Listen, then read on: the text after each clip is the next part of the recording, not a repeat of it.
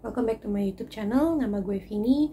Dan di video kali ini gue mau nyeritain buku-buku yang gue baca sepanjang bulan Juni.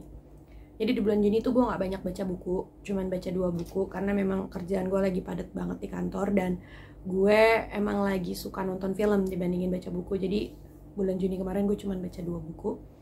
Dan sebenarnya sampai video ini di-record, hari ini tuh tanggal 30 Juni, gue masih baca 1 buku dan belum selesai. Bukunya adalah ini, 7 tahun kegelapan, karyanya Jong Yoo Jong.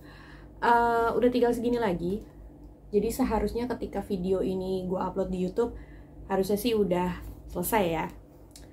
Dan ya, itu buku yang masih gue baca sampai akhir Juni. Langsung ke buku pertama yang gue baca di bulan Juni adalah ini, Tahun Sang Peramal, karyanya Charles Soule. Mudah-mudahan gue gak salah sebut namanya. Jadi Tahun Sang Peramal ini tuh bercerita tentang Will Dando yang suatu hari dia tuh bangun dengan 108 prediksi tentang masa depan di kepalanya dia. Dan karena pengetahuan itu dia akhirnya membuat The Site, jadi sebuah situs gitu yang dia namain The Site. Dan dia mengklaim diri dia sebagai Sang Peramal. Dia bersembunyi di balik identitas palsu, yaitu ya Sang Peramal itu. Dan di The Site itu dia pun membeberkan beberapa ramalan-ramalan yang dia tahu. Dan buku ini sebenarnya udah gue incar dari tahun 2019, jauh sebelum gue gabung di Bookstagram sama di Booktube. Dan gue suka sama blurbnya. Dan pada akhirnya ketika gue baca buku ini, gue benar-benar suka banget karena memang eksekusi ceritanya tuh sebagus itu. Jadi antara cerita dan blurbnya tuh emang benar-benar menarik banget. Jadi kita bakal ngikutin petualangannya si Will Dando ini atau Sang Peramal ini, gimana caranya dia menjaga anonimitasnya dari orang-orang yang ngejar-ngejar dia hanya untuk mendapatkan keuntungan untuk mereka gitu. Dan yang gue suka lagi dari buku ini adalah cara si penulis ini ngebangun konsep cerita yang rumit sebenarnya dengan segala intrik-intriknya, tapi cara penulisannya tuh sangat-sangat ringan gitu, jadi mudah dibaca dan menarik aja gitu. Setiap babnya tuh gue semakin penasaran sih sama cerita buku ini. Dan tambahan lagi, buku ini ditulis dengan memakai multi POV. Jadi di setiap babnya itu kita bakal ngikutin sudut pandang dari beberapa tokoh yang memang mempunyai peranan penting sama cerita di buku ini. Dan tiap babnya itu beda-beda, jadinya kita bisa ngeliat ceritanya tuh dari sudut pandang yang lebih luas. Jadi kita tuh bisa tahu gitu kalau oh yang terjadi di sini tuh kayak gini, yang di sana tuh kayak gini gitu. Jadi nggak cuman terpaku sama satu tokoh aja. Jadi poin plusnya dari gue. Dan juga buku ini menyelipkan banyak banget unsur mulai dari agama sampai politik yang menurut gue menambah hal menarik di buku ini. Dan ini dia Tahun Sang Peramal. Buku ini gue kasih rate 4 bintang di Goodreads karena memang gue sesuka itu sama buku ini. Dan gue menyayangkan sih kenapa buku ini kayak underrated gitu. Jadi gue jarang banget ngeliat entah Bookstagram atau Booktuber yang ngebahas buku ini. So ini dia Tahun Sang Peramal. Lanjut ke buku kedua. Buku kedua yang gue baca di bulan Juni adalah ini, Children of Blood and Bone, karyanya Tomi Adeyemi. Ini genrenya fantasi dan gue baca buku ini dalam rangka ikut baca barengan yang diadain sama Yunia. Dan kalau kalian mau tahu, nanti gue kasih link Instagramnya Yunia supaya kalian bisa cek sendiri, karena Yunia ini sampai akhir tahun nanti ngadain baca barengan dia dengan tema tiap bulannya itu berbeda-beda gitu. Dan Children of Blood and Bone ini bercerita tentang Zeli yang dia tuh punya trauma masa kecil gitu, karena dia ngelihat ibunya yang memiliki ilmu sihir itu dibunuh di depan mata dia.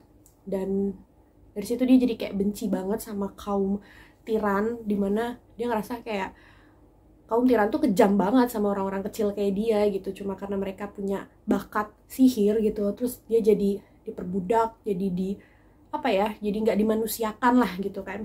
Nah sampai akhirnya Zeli ketemu takdirnya dia, dimana dia harus membawa kembali sihir ke dunianya dia, ke orang-orang yang berkasta rendah lah ya. Dan itu gue suka banget sama ide ceritanya. Gue suka sama tokoh-tokoh perempuan yang digambarin di buku ini karena kuat-kuat banget, strong banget. Dan buku ini pace-nya cepet, plotnya dibangunnya smooth, tapi pace-nya nggak lambat. Pace-nya tuh cepet, tapi plotnya tuh halus banget gitu. Twist-nya pun banyak yang bikin kecoh. Dan beberapa tokohnya tuh ada yang karakternya abu-abu dan bikin gue lumayan naik turun moodnya. But overall gue suka sama karakter di buku ini, dan gue suka sama culture Afrikanya yang sangat kental di buku ini. Gue suka banget, dan romance-nya itu khas yang adult fantasy tapi nggak menye-menye menurut gue, karena ya dibikinnya memang benar-benar tragis itu sih. Jadi ya kalau kalian suka kisah-kisah yang adult fantasy, pasti banget sih baca ini.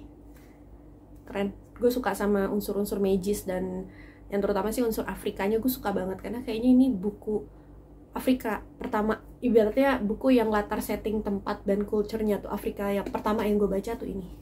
So ya ini dia, Children of Blood and Bone. Itu tadi 2 buku yang gue baca sepanjang bulan Juni. Singkat banget jadinya videonya kali ini, karena emang cuma 2 buku yang gue baca. Dan untuk to be read gue di bulan Juli, kayaknya gue masih bingung sih antara gue pengen baca The Poppy War atau gue mau baca Crescent City, karena buku itu udah lama banget ada di TBR gue, TBR pile gue, dan we'll see lah ya. Kalian bisa nanti lihat paling update-annya di Instagram gue. So itu dia video kali ini, sampai sini aja dulu. Dan gue mau titip pesan sama kalian supaya kalian selalu stay safe di luaran sana, karena baru-baru ini kasus covid tuh bener-bener lagi meningkat banget. Jadi kalau memang nggak perlu banget, nggak usah dulu lah untuk keluar, untuk nongkrong-nongkrong. Jadi kalaupun harus keluar, jangan lupa pakai masker, sedia hand sanitizer, dan selalu jaga jarak. Even kalau kalian emang udah vaksin dan vaksinnya udah lengkap, tetap jaga protokol kesehatan, karena ini bukan cuma buat kalian doang, tapi buat orang-orang di sekeliling kalian. So stay safe teman-teman, makasih banget udah nonton video ini. Thank you so much for watching, and I'll see you in my next video. Bye-bye.